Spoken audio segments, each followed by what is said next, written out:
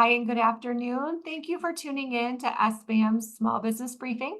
I'm Sarah Miller, Vice President of Marketing and Strategic Communications, and I'm joined again today by my colleague, Kelly Saunders. Kelly, welcome back to the show.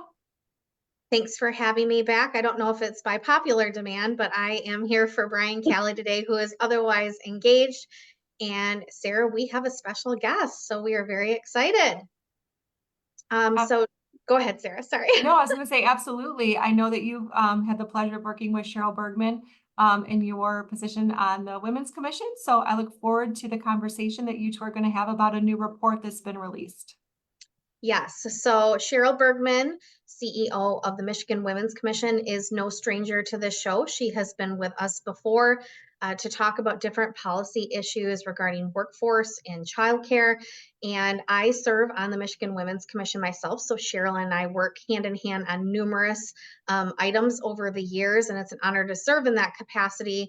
So, Cheryl, thank you for coming back to the show. There was a Women in the Workforce report that was released last month, and we haven't had a chance to talk about it. So, wanted to bring you on to have that discussion. But before we launch into that, why don't you reintroduce yourself to our viewership and talk about your role with the Michigan Women's Commission and what the Michigan Women's Commission is tasked with? Sure. Thank you. Thank you for having me again. Appreciate it, Commissioner Saunders. So the Women's Commission was created by statute in 1968. And the mission by statute is to survey the women of Michigan, identify challenges that they face, make recommendations around policy to address those challenges and to recognize the achievements of women in Michigan. And it's a 15-member commission, all appointed by the governor. And I will tell you that Commissioner Saunders was appointed by Governor Snyder and reappointed by Governor Whitmer. So I don't know how often that happens, but we're so excited and glad to have Commissioner Saunders on the commission. Well, thanks, Cheryl. Like I said, it's an honor and a privilege to serve. It was under Governor Snyder and continues to be under Governor Whitmer.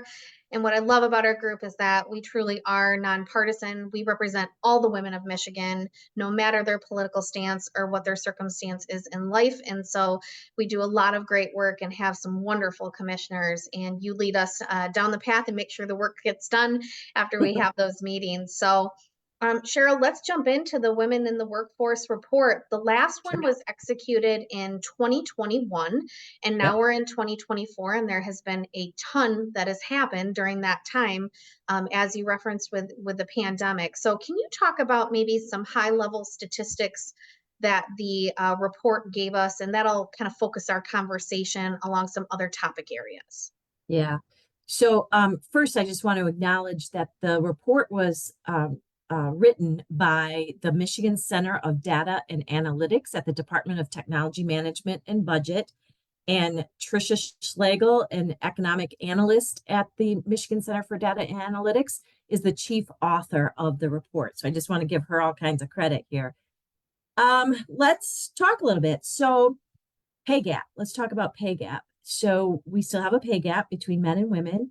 The pay gap, so the 2024 Michigan Women in the Workforce report was based on 2022 data, and the 21 report was based on 2020 data.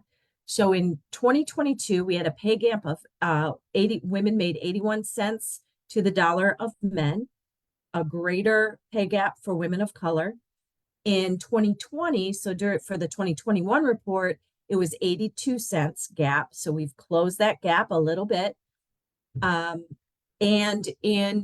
for labor force participation is another highlight of the report. In 2020, when the 21 report came out and the data was based on, we had 136,000 women who had left the workforce entirely during the pandemic in Michigan. We have closed that gap considerably. We still have a labor force participation gap between women and men. Women are participating at 57% versus 67% of men in the labor force right now in 2022. And we have that the women who, of the 136,000, we've gained back all but approximately 2,000 of those women never returned to the workforce. And education is another highlight of the report. Women in Michigan are more educated than men. We hold 66% of the post-secondary degrees and skill certificates compared to 62% of the degrees and skills certificates that men hold. So those are some of the top highlights of the report. Great. One of the other items that SBM has been very integrated in and you have led the charge on is surrounding childcare. Yeah. And so when we pre-pandemic had done some roundtables around the state to say, what are barriers to work for women and flexibility issues? And the top always was childcare, whether that was accessibility, affordability, anything in between. We were hearing that consistently, and that was exacerbated by the pandemic for sure. And we Yes. went to work and made many different recommendations to the governor that she and the legislature definitely took up and tried to alleviate some of that burden. But what did we find out with childcare in this report? Is it better? Is it worse? Is it the same? You've done some interviews surrounding this. Yeah, yeah. So the report did not and does not talk about childcare specifically, but it does talk, it does show, the data does show that women with young children are least likely to be in the workforce by great numbers. So with children under 5. So we know that it's still an issue. And all of this data points to childcare still being a challenge. Commissioner Saunders, you were the chair of our Unlocking Opportunities Committee in 2020 when the governor asked us to do some research and ask the women of Michigan, what are they doing for childcare? And we did a survey, we held some focus groups. We saw some tears on those calls, as you remember. You know, women were they had left their jobs because they were home taking care of the kids and making sure that they were online getting educated, or they were trying to work and do all of that, take care of their families and make sure their kids were online and being educated. So it was a tough time. One of the things that the governor asked us to do, and one of those that came out of all of this was she asked the Women's Commission to pilot the TriShare, my TriShare childcare program, which I think I've talked to this group about before. And the idea is that the cost is shared equally between the employer, the employee, and the state of Michigan, and that this is a part of the continuum of childcare. So it's aimed to the families who make too much to qualify for the childcare subsidy, but still struggle to afford childcare. And we've successfully piloted that program, I'm happy to say, and are currently transitioning the program to the governor's MyLeap department so that they can continue to implement our 5-year plan that we put together and take the program to scale statewide. Some of the other things that, we realized that obviously needed to happen was we need more childcare.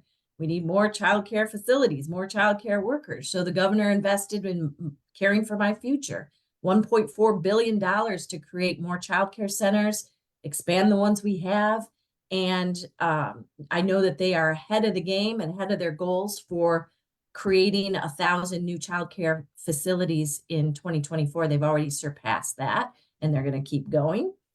And now the governor is talking about My Guarantee and is proposing My Guarantee, which is free pre-K through a 2-year degree or certificate for Michiganders. So those are some of the solutions that we and the governor's office are looking at around childcare and education. Yeah, and we obviously follow all that policy-wise and been engaged in conversations with the legislature and the different departments that would execute those options. And we'll definitely, that's a whole nother conversation that we can have in the future. But it's interesting to see that women that have small children, it is really hard for them to get into the workforce because we know that they do prioritize their families. And so leading kind of into what the report showed regarding where women are serving and working in their communities, we have started at the Women's Commission a new roundtable series to talk about how to get women into higher wage paid jobs, excuse me. and getting more awareness out there about apprenticeships and certifications. So, can you talk a little bit about Yeah. how the report showed where women are working and how we're starting the conversation about making more awareness surrounding the opportunity for a new career path? Yeah. So the report also shows, and this was the impetus for the Women's Commission to start this new roundtable series. We're calling them Pathway to High Wage Jobs. And the idea is to promote pathways to high wage jobs to women in Michigan, and also to educate employers on the unique barriers that women face in getting an education or an apprenticeship program or entering the workforce. So the report shows that of approximately the 20,000 Michiganders who are serving in apprenticeship programs, just 10% of those are women. And of that 10%, the women are participating in the more low wage earning apprenticeship programs. So childcare, which we need childcare workers, obviously, we need to pay them more. So that's another whole thing that we need to think about. Medical and nursing assistants, teachers and instructors, and the hospitality industry. And women are participating in the higher wage, like construction and manufacturing, at much less, like 5% in construction apprenticeship programs, 10% in manufacturing apprenticeship programs of those women. So we have some work to do. So we kicked off in Detroit with the governor in November at Accenture, highlighting their IT apprenticeship program, and Accenture's committed to 50% of their apprentices being women. So that's fantastic. And Tuesday on the 16th, we'll be at Consumers Energy in Jackson, highlighting their skilled trades program and opportunities for women in that program. So, rounding out this conversation, Cheryl, what's maybe one other item we should know about in this report that we may have missed in this 10-minute conversation we've had? Yeah, I mean, a couple of things. And obviously, this makes sense, but poverty. Women are in poverty at much higher rates than men in Michigan. And obviously, about almost 30% of Michigan women who are Black were below the poverty line. And this was double the average rate for both women who are white, non-Hispanic, and the average rate for all women in the state. And women 65 years and older are much more likely to be in poverty. And this isn't just Michigan. This is nationally, and it's due to the things that we've seen in the report: pay gap, occupational segregation, lack of affordable, accessible childcare. So all of this, the things that we're working on, that the data shows us that we still have work to do, will help women and families raise out of poverty.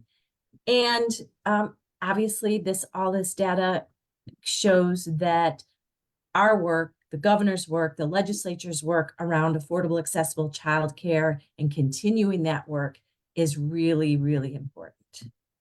Well, that will continue to be at the top of our list here at SBM. Childcare is a mainstay of our policy work here.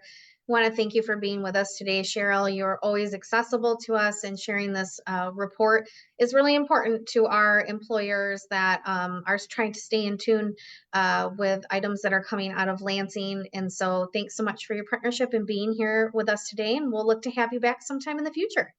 I appreciate it. Thank you. Have a great meeting. All right. Yes. Thanks, Cheryl. And thank you, Kelly, for both of your service to the Michigan Women's Commission. I did share the link to the report here on Zoom and on Facebook as well. Thanks, So, Sarah. yeah, thank you. Kelly, we did hear Governor Whitmer's name come up quite a bit, and our next news item is related to her. She has just announced that there will be, she's written a book. A new book is coming out. So give us the scoop. Yes, and last week we've had so much to talk about that this came out and we did not have time to touch on it. So Governor Whitmer's publisher announced that Simon & Schuster, that they will be releasing a book titled True Gretch, What I've Learned About Life, Leadership, and Everything in Between. And that will come out on July 9.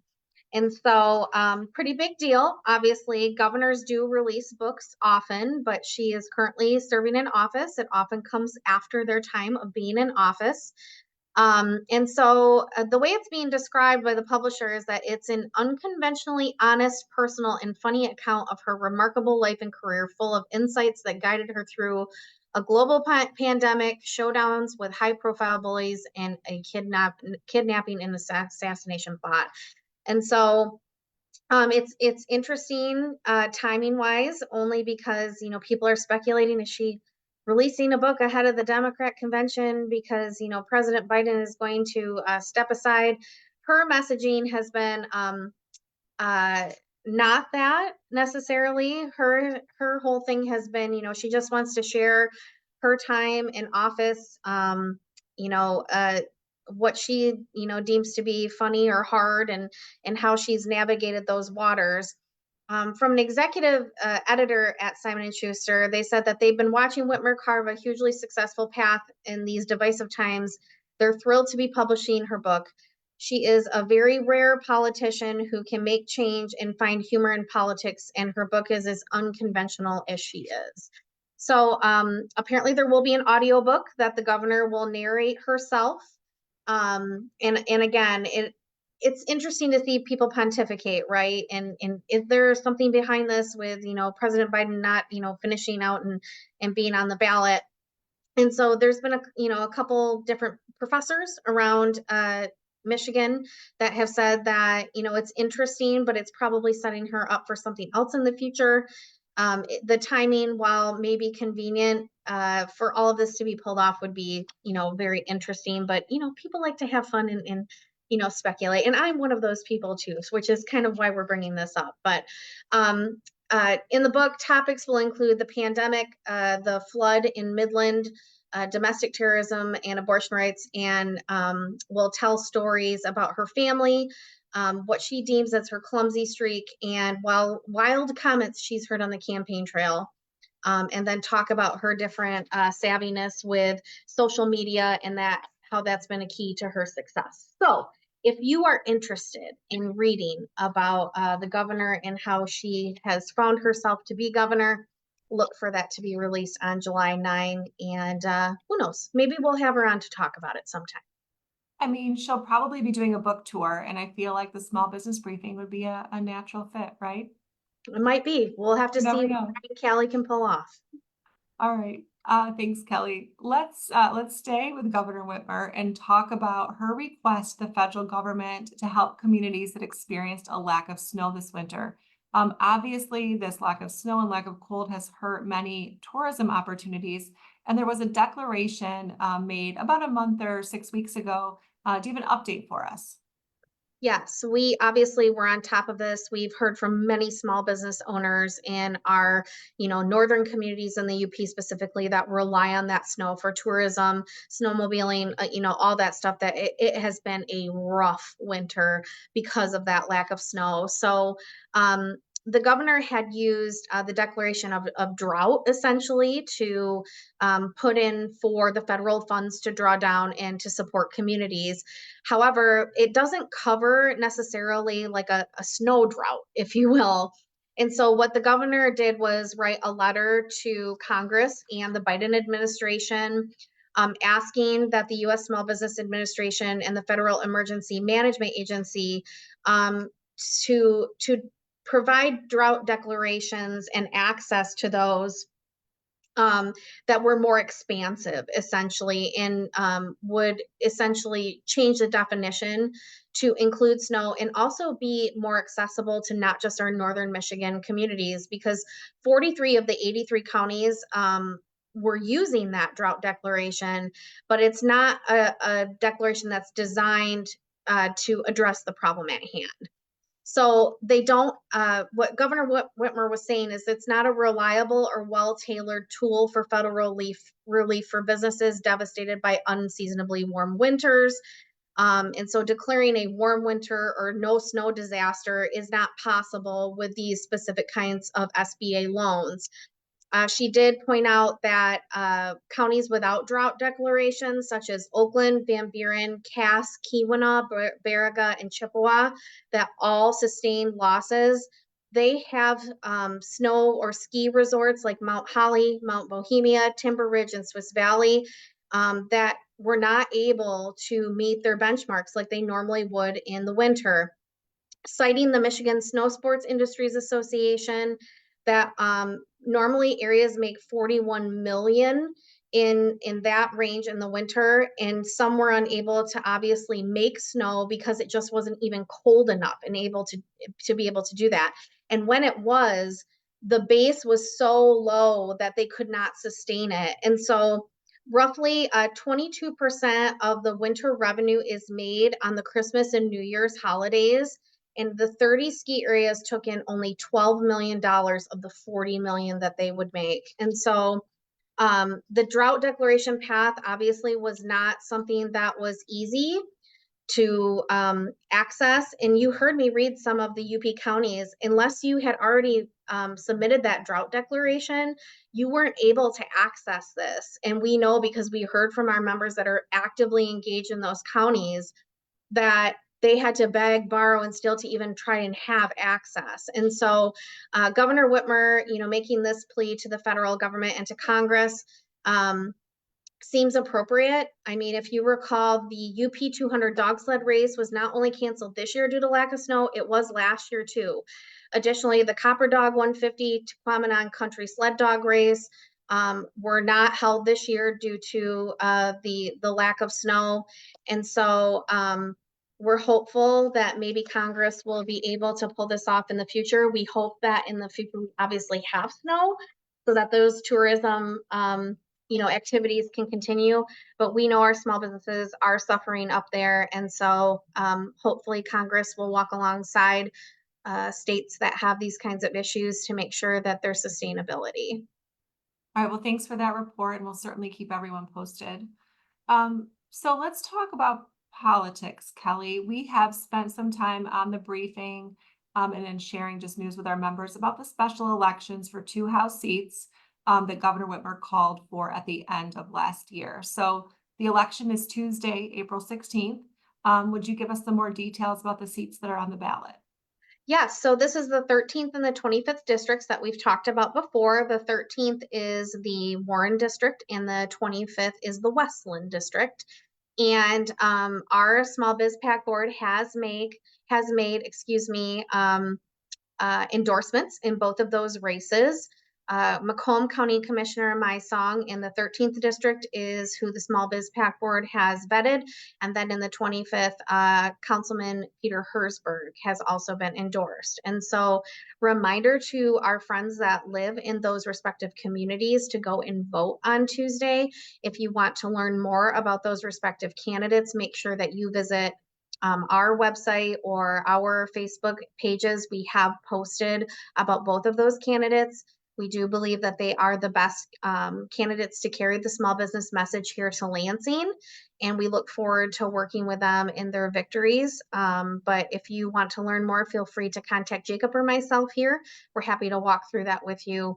But yes, it's coming up. And so what's interesting about this as well is, if you recall, there's been this fight between both sides of the aisle about shared power because the House is kind of locked right now in a 55-55 tie. We do perceive that these are both heavily held Democrat seats. And so with these elections that happen on Tuesday, we do expect that the Democrats will have their 56-54 majority restored, and that there'll be a little bit more activity here in Lansing once that occurs.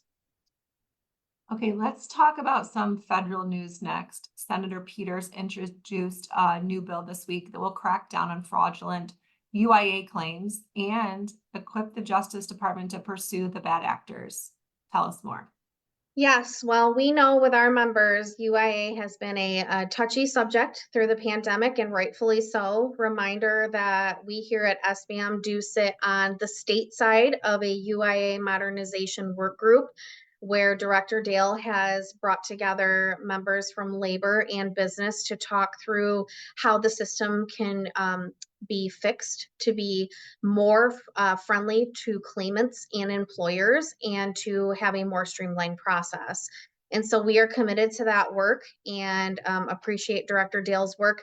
We have a long way to go. And so, but on the federal side, U.S. Senator Gary Peters obviously represents Michigan. We don't talk about a ton of federal policy, but this seemed very applicable. So the White House actually announced on Tuesday that Senator Peters is sponsoring legislation proposed in part by President Biden last year to crack down on fraudulent COVID-19 pandemic aid claims and recoup lost funding, while also helping people who had their identities stolen. And so essentially the legislation, Senator Peters is the chairman of the Senate Homeland Security and Governmental Affairs Committee, is sponsoring alongside Judiciary Chairman Richard Durbin from Illinois. And the Attorney General, Merrick Garland, did release that a report indicating the Justice Department has criminally charged already more than 3,500 defendants and seized more than 1.4 billion in fraudulently obtained funds. And so most of the fraud has obviously occurred in the programs we've talked about before, with the pandemic response bill passed by Congress through the Paycheck Protection Program and then the Small Business Loan Program. And so if you recall, we had a pretty big case that was launched against a Detroit man where he is been sentenced to 15 years in jail for running a methamphetamine ring, but then also had stolen identities and made fraudulent pandemic claims. And so this legislation would focus on that kind of casework.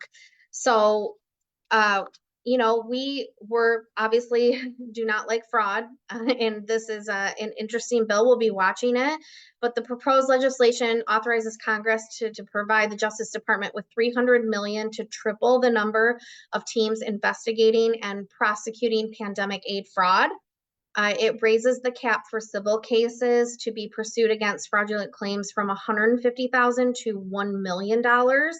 It provides $250 million to the Small Business Administration and Labor Department to identify and recover fraudulent payments, and takes several other steps to expand programs to prevent payments being made in the name of people who have passed away, and enhancing privacy of individuals' data like names, date of birth, and social security numbers. And so we'll be, like I said, watching this to see if it goes through the process. We share a very healthy relationship with Senator Peters' team, and so we'll be watching, waiting, and communicating with them to see how this moves forward. And we just wanted to bring that to you because on the federal level, it's good to know that they are trying to protect against fraud like this, even though we really wish it wouldn't have happened to begin with. But seeing movement is always good in this lane. Yes, absolutely. All right, let's talk about the NFL draft. I think it'll be here pretty quickly, and Detroit's the host city. We have talked about it on the show. There's a lot of excitement and activity that comes along with it. So do we have an update on the projections for economic impact? Yeah, it's fun to see so much excitement. I mean, we love Detroit. It's our biggest city, and especially with sports lately, it feels like everybody congregates down there. The Tigers started off their season great. Red Wings are in the playoff, run for the first time in a long time. The Detroit Lions had an amazing season. So welcome everyone who loves the NFL to Detroit. There's been a Detroit sign resurrected up on 94 that was supposed to emulate, the Hollywood sign. And so we're seeing a lot of excitement. And so there was an economic impact study done by the Anderson Economic Group that says that they will expect a direct economic impact of $97,513,000, which is amazing for Detroit. People that will be coming in, spending their money on hotels and restaurants and just getting to know the city that we love. And so we want to remind people in this excitement, make sure you're getting downtown and enjoying it, meeting new people. Make sure you are visiting our small business owners that are in downtown Detroit. Our strategic partner, the Michigan Black Business Alliance, is heavily involved in all the activities that have been going on down there. Make sure you connect with them and how you could volunteer and visit their different members. They are also our members, obviously. And so it's a very exciting time for Detroit to show off all that they have to offer. We know that they will do us proud, and we're so glad to see this economic investment coming into Detroit from all over the country and enjoying just some good old football. So go Lions. All right. All right, let's move up to the UP, Kelly. We're going to be there. We're going to be in Marquette specifically for one of our owner-to-owner events on Thursday, April 25th. So if you're tuned in and you're in the Marquette area or would happen to be in the area for the 25th, we'd love to see you there. Details are available on our website at sbam.org/events. And then we also just this week set aside 30 minutes next Tuesday, April 16th at 11 a.m. for a member briefing on the Corporate Transparency Act and our legal action against that act. So Brian will be hosting this member briefing, like I said, April 16th at 11 a.m. We'd love for you to join us live, but if you're not able to join us live, we understand. Go ahead and register anyway, and then you'll get the recording after we're done. So all of these details are available on our website at sbam.org/events. We appreciate you tuning in, and we will be back here Monday at 3 o'clock. Thanks for having me, everybody. Have a great weekend.